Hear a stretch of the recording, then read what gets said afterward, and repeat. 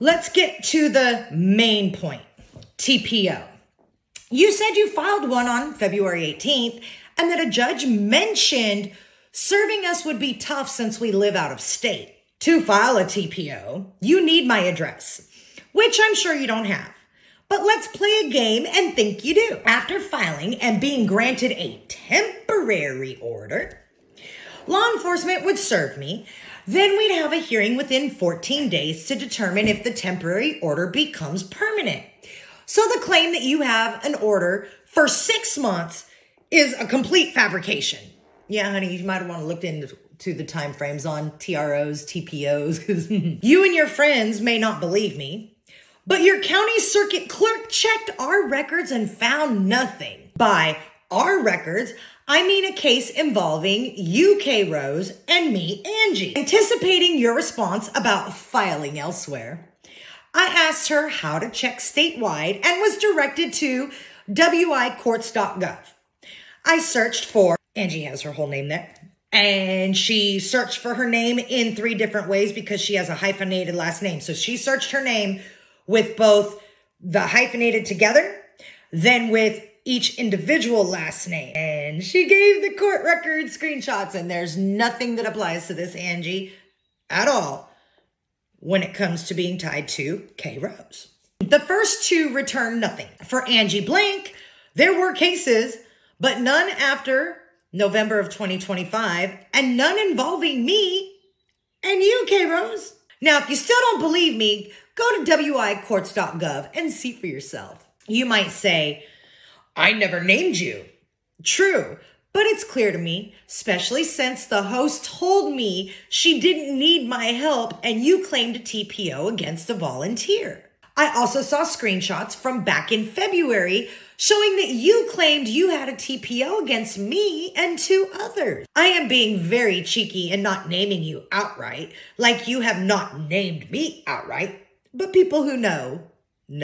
Lastly, I am going to address the fact that you tried to undercut the value of my charity event in February. You said you had the TPO against a host of a charity event. Are you trying to say we are not a real charity? Are you implying that the $130,000 that we raised in 10 years is a lie? Because we are very transparent about what we do and who we assist. Just because we won't let you attend as one of our attending authors is why you're angry. But I do have a question for you.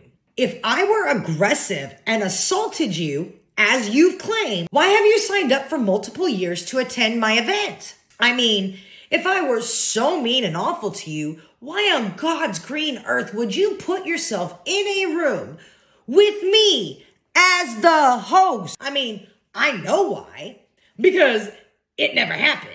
I admit at this point, I was lazy and just included this year's interest form to be invited to our event in 2027.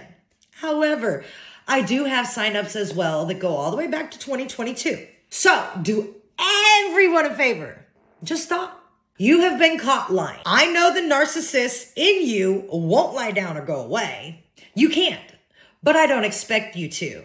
I am writing this to clear the name of an event host you slammed and had your friend bullied. Yes, you bullied. So I am going to take a page from your post. #BeKind, #StopBullying.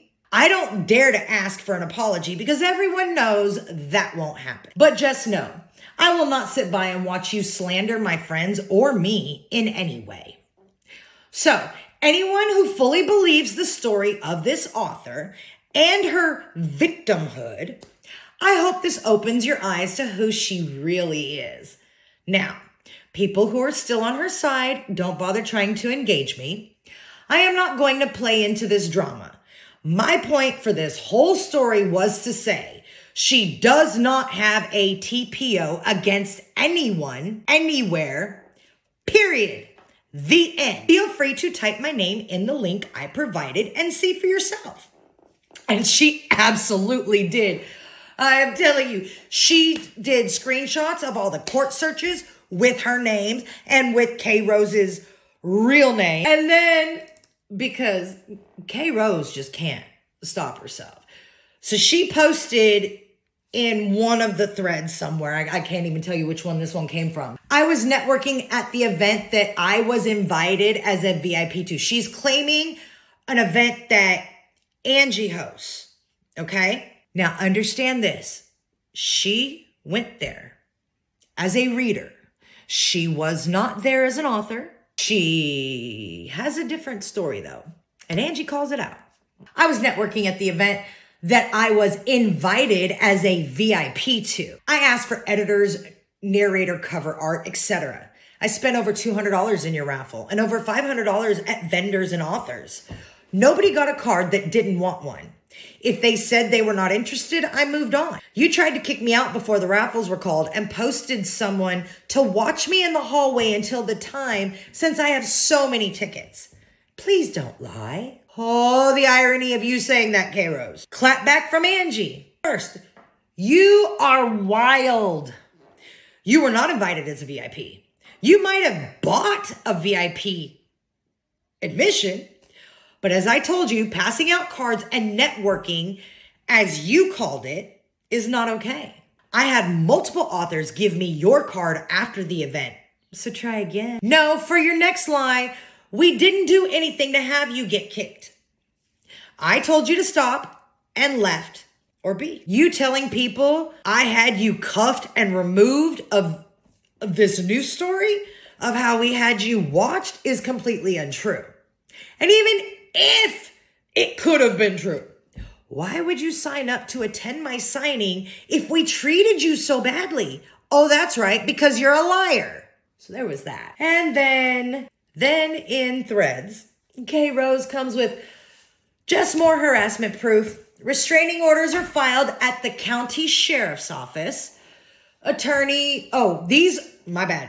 screenshots that were all sent in the interim of all this, because this is all proof that Angie has given to clear her name and Amy's name. But K-Rose posted in threads, just more harassment proof. Restraining orders are filed at the county sheriff's office. Attorney retained for civil suit with multiple persons involved. How do you do that when you don't have anybody's address? Just curious. I will not sit back and be bullied. I refuse to feel unsafe when I travel. And with restraining orders, I will be able to request local police to events that I travel to. The bodily harm, death threats, and horrendous behaviors are all being investigated by the sheriffs for hate crimes. Bet you didn't see that coming. God, you're such a child. So, in the state of Wisconsin, just going to point this out because Angie went ahead and dropped that. She actually dropped what the requirements are to get a TRO or a TPO.